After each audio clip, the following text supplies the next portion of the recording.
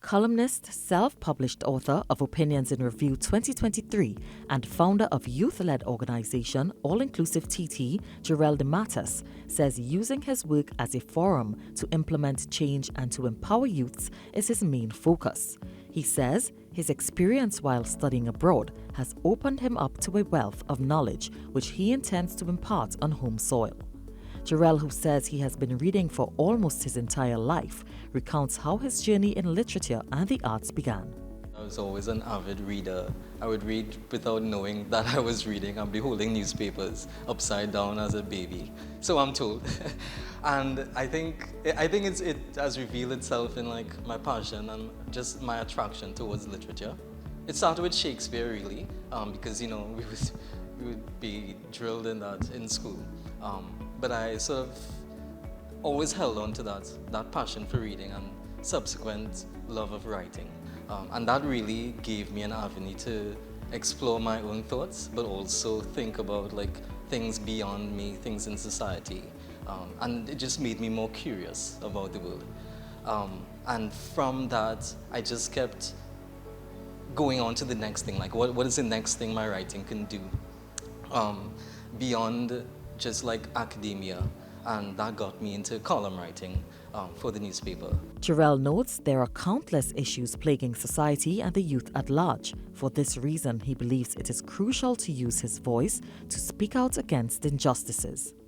And it now governs both his writing and his role at All Inclusive TT.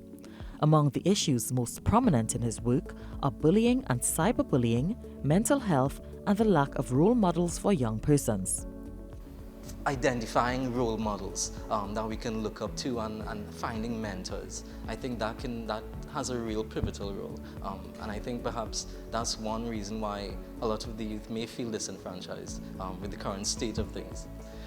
We're trying really hard to encourage people to create change by way of calling for more policies that stamp out bullying, that draw more attention towards it. Jarrel has high hopes that more youths will be the change they want to see and take up the mantle of becoming leaders in their own right through educating themselves and being an active voice within their communities.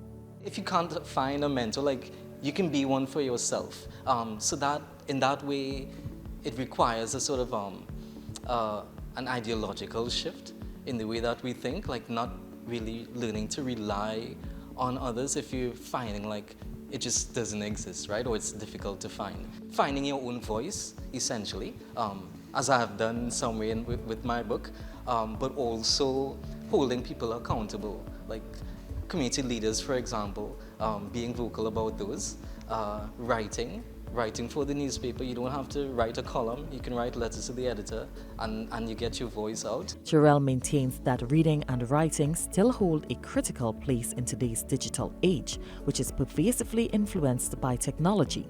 He says the benefits he has reaped through his literary journey are priceless, and he implores young persons to be resilient and continue along this path. I am Keisha Marie Charles, giving voice to Generation Next for TTT News.